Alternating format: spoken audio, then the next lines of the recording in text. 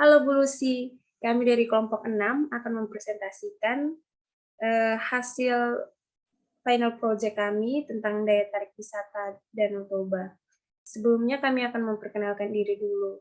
Anggota kelompok 6 terdiri dari saya, Maria Dinda Wiawora dengan NIM 1922 14153, ada Astuti Rianisari 1922 14155, ada Bella Javera 1922 14173. Yang pertama, sejarah atau latar belakang atau informasi umum mengenai usaha jasa pariwisata.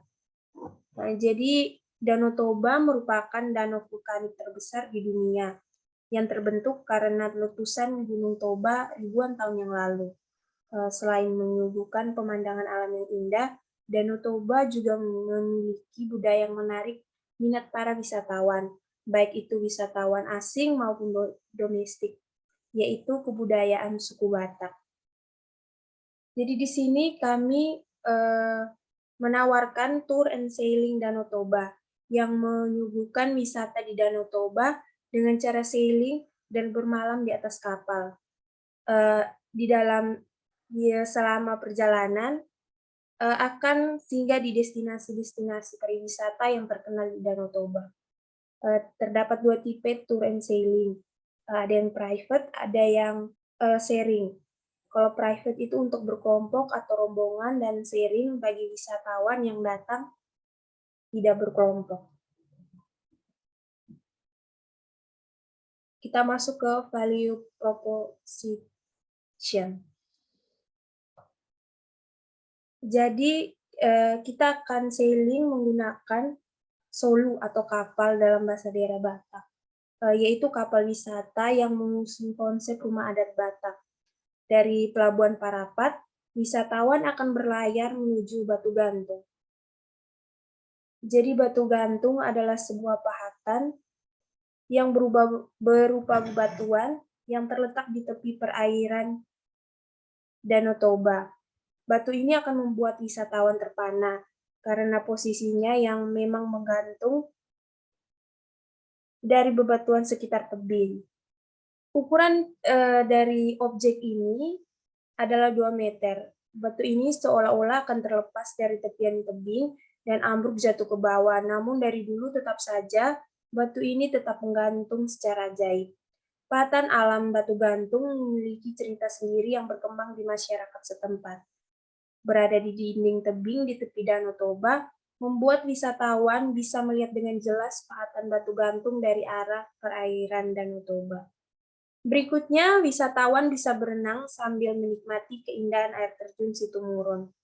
Air terjun Situmurun juga sering disebut air terjun Binangalamon karena airnya berasal dari desa Binangalamon, Kecamatan Lumbanjulu, Kabupaten Toba, Samosir, Sumatera Utara. Air terjun Situmurun begitu istimewa, tingginya saja mencapai 70 meter dengan 7 tingkatan. Di air terjun Situmurun, wisatawan bisa berenang, airnya sangat segar, namun sangat disarankan agar tidak terlalu dekat dengan area jatuhnya air terjun, karena biasanya tempat tersebut merupakan putaran air yang sangat kuat. Di kapal juga akan disediakan pelampung untuk para wisatawan, jadi untuk keamanannya terjamin. Setelah mengeksplor air terjun Situmurun, wisatawan akan makan di atas kapal sambil menikmati sunset di tengah perairan Danau Toba. Wisatawan yang kelelahan setelah mengeluarkan banyak energi, di saat itu waktu yang tepat untuk makan. Dengan hidangan utama makanan khas Batak, salah satunya arsik, menu yang umum ditemukan di acara adat, berbahan dasar seperti ikan nila dan mujair. Ikan akan dimasak dengan bumbu andaliman yang terkenal dengan rasa pedas dengan sensasi hangat di lidah saat disantap. Makanan yang satu ini bisa disajikan kering maupun berkuah, tergantung dengan selera. Jika matahari mulai terbenam, wisatawan juga bisa melihat indahnya sunset yang berpadu dengan hening dan sejuknya suasana Danau Toba. Kita masuk ke Pulau Samosir, pulau yang berada di tengah Danau Toba. Di pulau ini terdapat desa wisata Tomok sebagai gerbang wisatawan yang akan datang ke Pulau Samosir.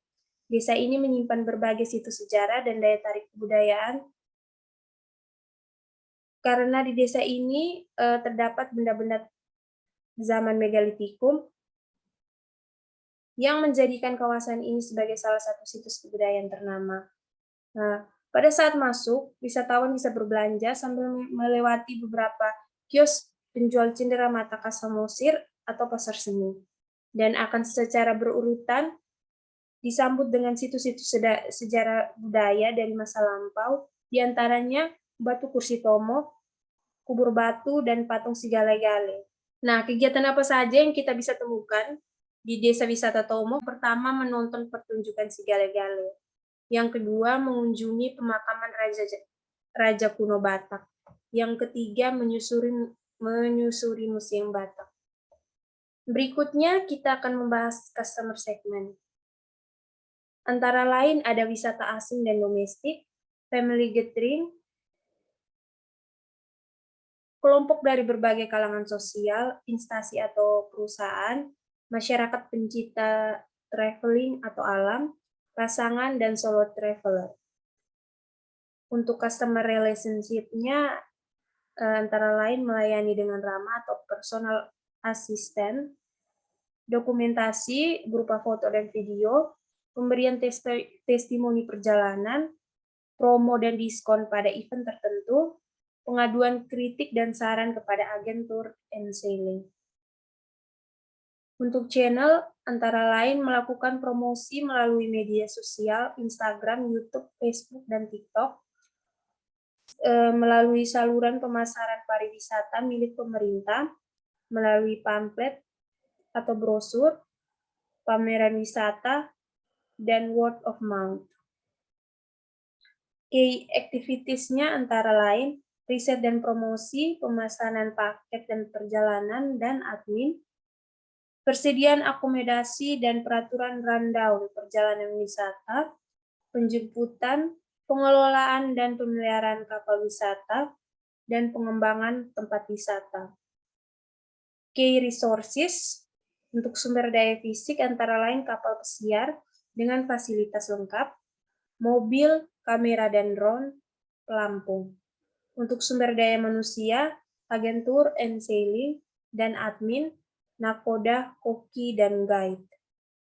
Untuk key partner, ada Dinas Pemerintah atau Dinas Pariwisata Sumatera Utara, masyarakat setempat, pengelola area wisata, pusat oleh-oleh dan cenderamata.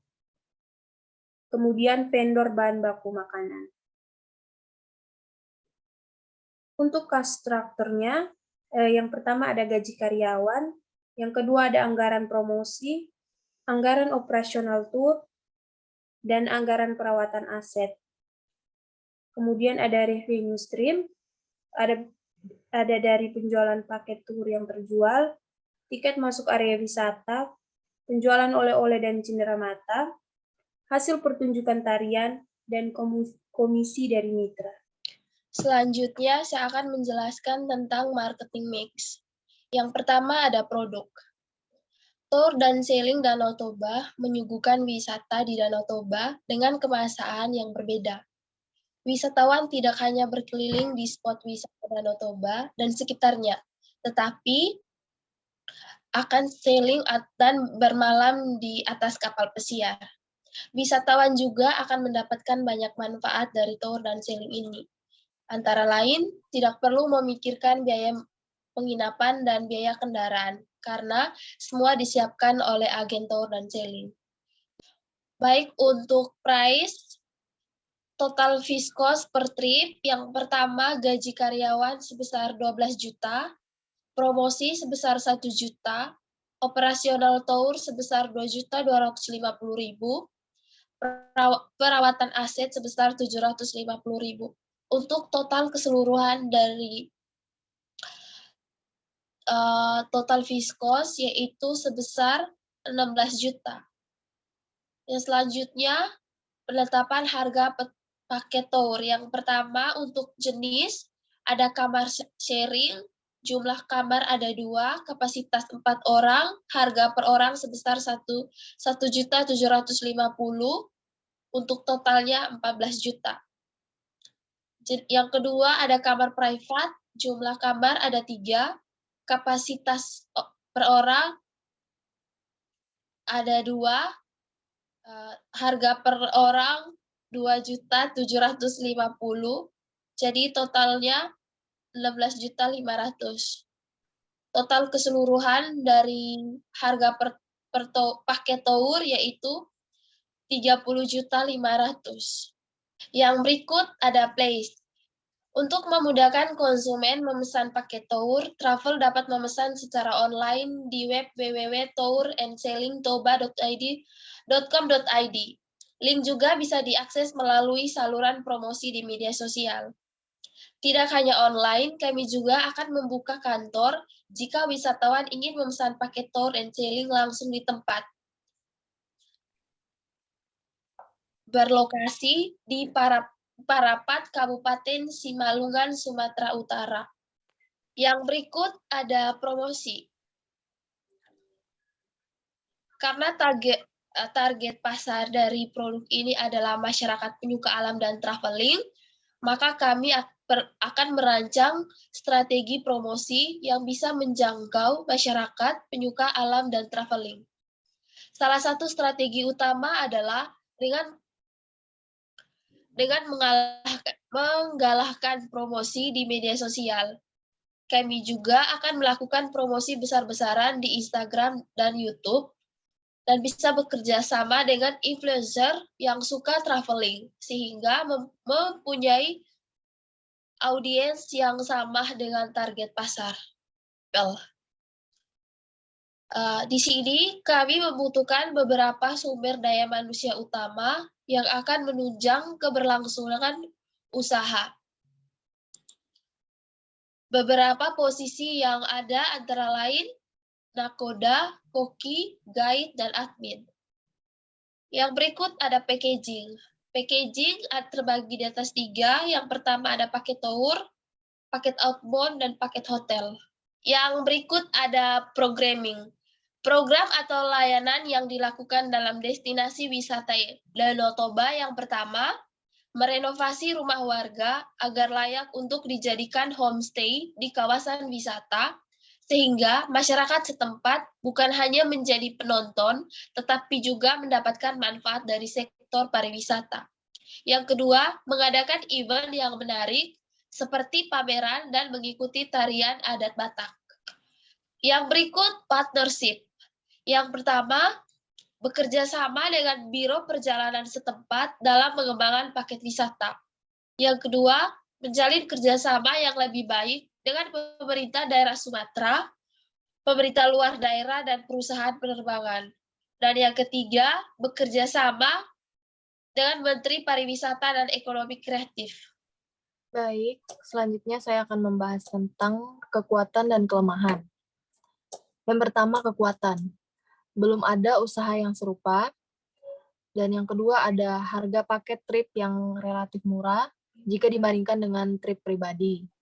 Kelemahannya, tujuan atau rute ditentukan oleh pihak travel, wisatawan tidak bisa memilih sendiri destinasi wisata, dan belum termasuk dengan tiket masuk area wisata.